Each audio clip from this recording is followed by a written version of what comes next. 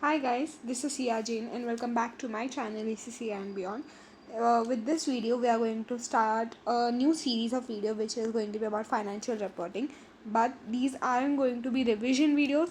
I'm going to try and help you guys understand each and every topic in detail. Like I'll explain it to you guys. So you can use it as your learning videos also.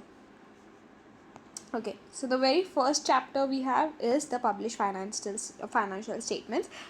This chapter just gives you it's not that important chapter, but yeah, you understand the basic concepts of preparing your financial statements, which is obviously important in your financial reporting.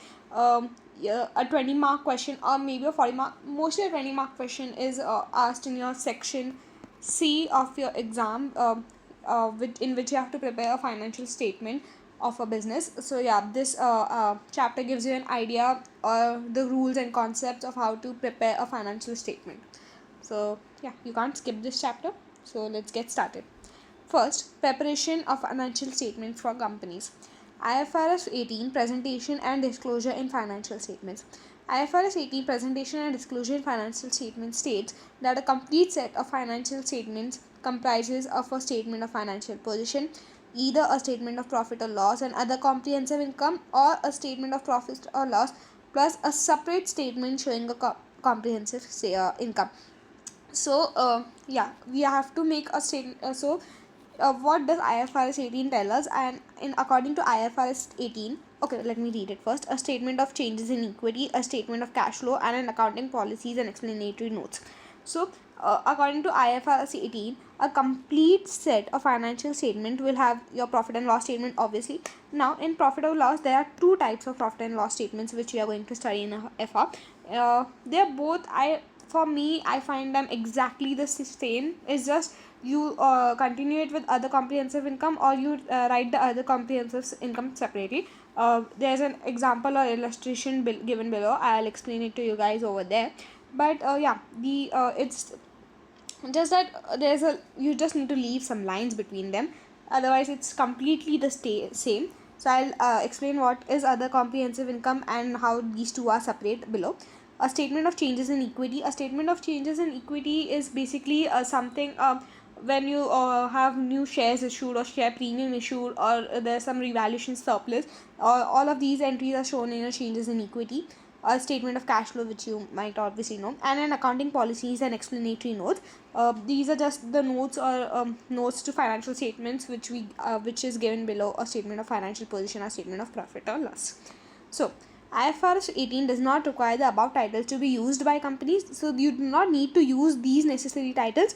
Companies may continue to use the previous terms of balance sheet rather than statement of financial position, income statement, instead of statement of profit or loss, and cash flow statement rather than statement of cash flows. So it's not a huge deal what you use as a title. Yeah. So now aggregation and disaggregation.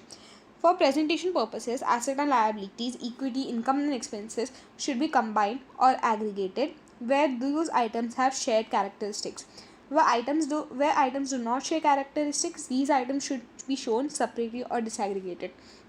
In some cases, it may provide clearer information to present items separately on the face of the statement of profit or loss or statement of financial income portion. So examples include impairment of property, plant and equipment, restructuring cost, litigation settlements, reversal of provisions, lease liabilities and goodwills. So it just means like you can aggregate some items and just to not make the financial statements long and lengthy, you can aggregate some of the items, but those items who do not share the same characteristics, these items should not be aggregated together. That's a breach of your accounting policy. So this is basically a format of a statement of financial position. You have the assets. Under assets, first we're going to write the non-current assets, then the current assets, then we have the equity and liabilities portion.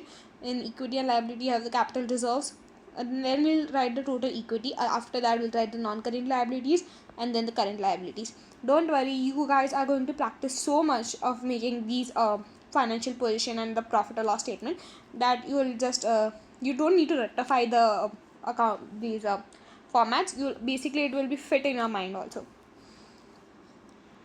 So note that IFRS 18 requires an asset or liability to be classified as current. So you can classify an asset or liability as current if they are to be settled within 12 months of the reporting date, or it is part of the entity's normal operating cycle. So this is important. Okay. Now, within the equity section of the statement of financial position, other components of equity also include the valuation surplus, share premium, and investment reserve. Yeah. So these are also included in your financial position statement. Now we are going to be talking about statement of changes in equity. Maybe this is something new. I don't know, but yeah, let's get started. So the statement of changes in equity provides a summary of all changes in equity arising from transactions with owners in their capacity as owners. This includes the effect of share issues and dividends. Other non-owner changes in equity, such as comprehensive income, are disclosed in aggregate only. So this is something that a statement of changes in equity for statement of changes of equity is going to look like. So basically you just have a share capital, share premium, revaluation surplus, retained earnings, and total equity. So basically this is something related to your equity. So everything related to your equity should be shown over here. Now I'll just look at some of the adjustments. So obviously you'll have your balance or your opening amount. Now any adjustment if you have, now the restated balance after the adjustment. Now if you issue dividends, obviously you'll need to minus it from your retained earnings. If you have issue of share capital, you need to add it over here, and if you have any share premium also, you'll add it. Now the total comprehensive income, I'll talk about it later. And yeah, so and then whatever profit you have to minus it from your revaluation after you have revalued the profit and transfer it to retained earnings. And with that, you have just closed your changes in equity account. Now, statement of profit or loss or another comprehensive income. So, the total comprehensive income is the realized profit or loss for the period plus other comprehensive income. Now, what is other comprehensive income? Other comprehensive income is income and expenses that are not recognized in profit or loss. They are recorded in reserves rather than as an element of the realized profit for the period. For the purposes of FR, other comprehensive income includes any change in the revaluation of non-current assets and fair value through other comprehensive income and financial assets.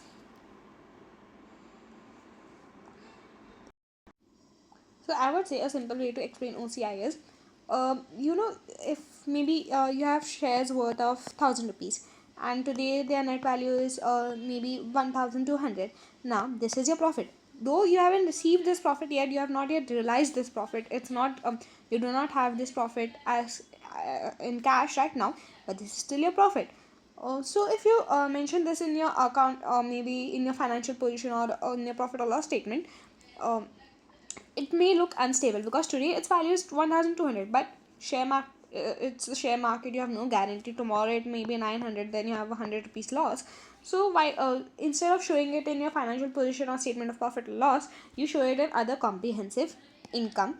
So that way your balance sheet or your profit and loss statement doesn't look unstable. And yeah, that's why we have the other comprehensive income. So, the presentation of other comprehensive income. Items of other comprehensive income that are included in the FR syllabus must be classified as follows. Items will be reclassified or recycled to profit or loss in subsequent accounting periods. Remeasurement of debt instruments designated to classified as fair value through OCI. Items that will not be reclassified to profit or loss in subsequent accounting periods. Changes in revaluation surplus and remeasurement of equity instruments designated to classified as fair value through OCI. So just remember, these are items which we can classify to OCI, and these are items which we cannot classify to OCI. So IFRS 18 presentation and disclosure in financial statement requires the preparation of either a statement of profit or loss and other comprehensive income showing the total comprehensive income, or a statement of profit or loss showing the realized profit or loss for the period, and a separate statement showing other comprehensive income. This is simple. I'll show you to you. Okay. So this is and other comprehensive income. So we have both of them together in one thing. So this is your normal profit and loss statement. This is your profit for the year. Now over here, the other comprehensive income is just below the profit of the year. This is not a separate statement. After the profit of the year, we have the other comprehensive income, in which we state the gain or loss. And after that we make the total comprehensive income for the year. So there, this is just one statement, okay, the profit and loss statement and the other comprehensive account. um, Descriptions in bold are mandatory, okay, so you need to write these properly. And present, for example, yeah, so these you just have to write the descriptions in bold. Now we have the PNL statement, and then we have the OCI statement. These two are separate. So over here we have your normal PNL, you have the profit for the year, this is ended, okay. Over here your PNL statement has ended. Now you need to leave some space. After that you write the statement of other comprehensive income for the year ended, and after that you make the OCI statement. It's just that you have to mention two different statements you are giving. Okay, now let's move on to the introduction to published financial statements. The following questions enable preparation of published accounts utilizing knowledge gained in the financial accounting field in order to be able to complete the yeah. So let's solve this example. I'll solve it with you guys. Let me just open another app. Okay guys, so is the video on? Yeah. So that example had way too many unnecessary adjustments and it might have confused on earlier. So I'm going to start with test your understanding 1. So this is the question we have, and I have the solution open side by side so I can explain it to you guys. I'll solve a sum, but I think this is too lengthy of a sum to solve in a very first video, so I'll just explain the main concepts you need to understand, okay. uh, so we have the following trial balance that has been extracted from the books of Aaron as at 31st March 2017. Now we have some of the entries, that is the administration expenses, distribution expenses, share capital, share premium, revaluation, dividend. I can see there are many of the items which is related to statement of changes in equity, so we might have to make one. We have interest received, land and building at cost, land is 380 and building is 100, so that makes up 480. Now we have already given accumulated depreciation. Now this will obviously be just for the building because land cannot be depreciated. Now we have plant and machinery at cost. We have also been given its accumulated depreciation. Retained earnings was already given as at 1st April 2016. Oh yeah, that's important. We have purchases, sales, inventory, trade payables and bank loan. Now these are our adjustments which we need to make. So as per additional information, inventory at 31st March 2017 was valued at a cost of 95,000. Included in this balance were goods that had cost of 15,000. These goods had been damaged during the year, and it is considered that goods can be sold for 5,500 less commission of 500. So what is the net loss? Okay, the net loss will be, could be sold for 5,500, okay, less commission of 500, so that gives us 5,000. So 15,000 minus 5,000, that the net loss is of 10,000, okay. That's it's simple maths, you can do it. So depreciation, and now we have to calculate depreciation for the year 31st March 2017 to be yeah, and we have to charge it to cost of sales. This is important. If I had that feature I could mark something. Sorry. Okay. Now land and building, land is to be revalued upwards by 1 lakh. So okay, sometimes the examiner can confuse you. Land has to be revalued to 1 lakh also can be given, yeah, or buy up to and buy are separate things, okay. So yeah, just don't get confused. And income tax of 1,65,000 is to be provided for the year 31st March 2017, and the bank loan is repayable in 5 years time, so the bank loan is a non-current asset. Now we have to prepare the statement of profit or loss and other comprehensive income, and so yeah, it's going to be one statement, and statement of changes in equity and statement of financial position for the year ending to 31st March 2017. So show all workings, notes are not required, but still we are going to make our notes. So we have to prepare all the 3 financial statements. So let's get moving. First of all, it's already been given, and that we have 1 second. Okay, so it's already be given that we have where's the inventory? Yeah, so as per, yeah, the inventory at 1st April 2016 was 1 lakh, was 140. So we'll write the opening inventory is 140. Now we did make purchases, right? Where it should be given, yeah, we have purchases of 1260. Now we'll minus our closing inventory. Now I told you our net loss was of 10. So we are just going to minus 10 from 95, and we have a net loss of 85. Now, as it was stated over here, that the depreciation should be charged to cost of sales. We'll count the depreciation. Okay. So the land and building were at 380, 100, and the plant and machinery over here it's given as 400. We had already been given the accumulated depreciation. You can see it was 30 over here, and it was 170 over here. So we are going to minus that. Okay, and this is separate. So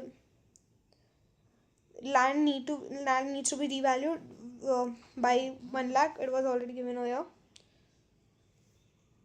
Now we are going to charge the depreciation. It stated that depreciation should be charged as 5% on cost and 30% on carrying amount. So what was the cost of the building? 100. So we are going to charge is at 5. 5% of 100 is 5. And 30% on the carrying amount. So what's the carrying amount of the plant and machinery after the cumulative depreciation? It's 230. So the 30% of 230 is going to be 69. With this, we are done with the working note 2 also, which is property, plant and equipment, and these are the total remaining values.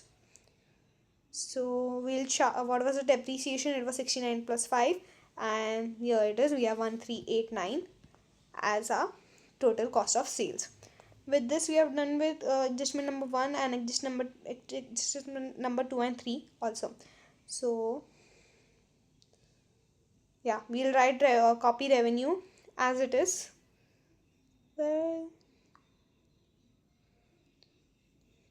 Yeah, revenue and sales are the same thing. So 2165 as your revenue, 2165 as your sales.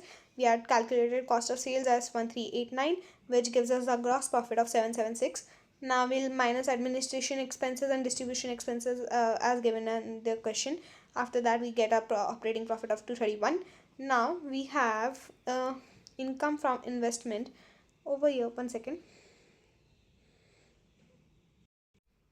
Yeah, so over here we have been given that we have received in dividends and interest of 15 and 1, so that gives us 16 in total, and that's profit before financing and income taxes, which is 247.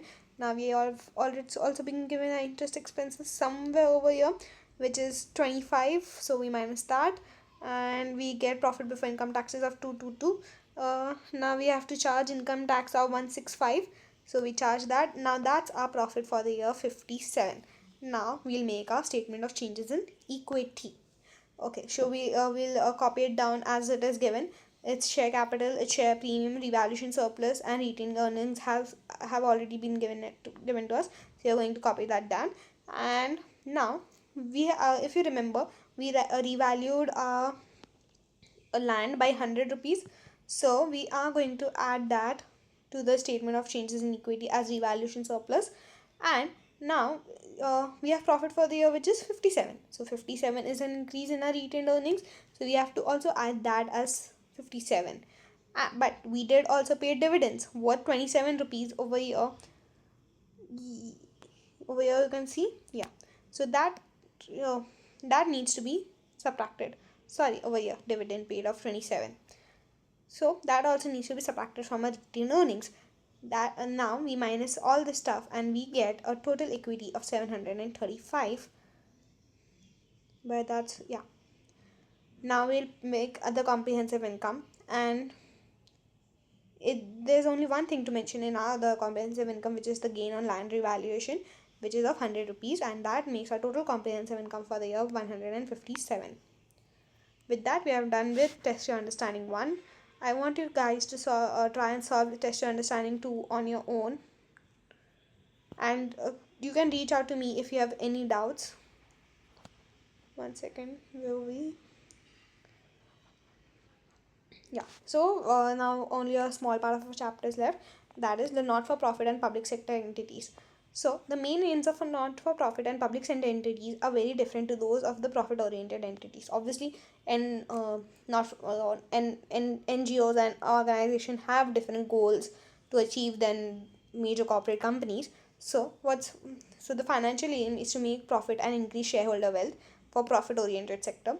Directors are accountable to shareholders, and external finance is freely available in the form of loans and share capital. Now, for NGOs, financial aim is to achieve value for money and provide service. Managers are accountable to trustees, government, and general public, not just to shareholders. They are accountable to the public. Finance generally limited to donations and government subsidies. Now, the accounting standards for not-for-profit and public sector entities is that accounting standards are designed to measure financial performance accurately and consistently, report the financial position accurately and consistently, and account for the direct stewardship of resources and assets. And NFPs and public sector organizations do not aim to achieve a profit but have to account for their income and cost, and have to account for their effectiveness, economy, and efficiency. What is this? It's an important topic, and I'll explain it to you later uh, when it's given. So, they do not have to provide financial statements for the public, but in many cases may do so. Some measurement accounting standards will be relevant, such as those relating to inventory, non current assets, and leasing, etc. Others relevant purely to reporting, such as earning per share, will not be so relevant. So, yeah, they also have to perform, they have to also make their financial statements in by the given standards by the government, but the major shareholder ratios or such as EPS or dividends, they are, it's not so relevant to them. So yeah, that's a basic difference, which after which we have completed this chapter. Okay, so this chapter, maybe use it as a trial run. If you have any doubts, please do let me know. If you have any a problem with my teaching style, or if you have any suggestions relating to my teaching style, as this was a first video, even I am taking it as a trial run. If you have any doubts in this video, please do let me know, and I'll try to solve them. And thank you so much for watching. If you like this video, if you found it helpful, please share it with your friends, like, share, and subscribe to my channel. And thank you so much for watching.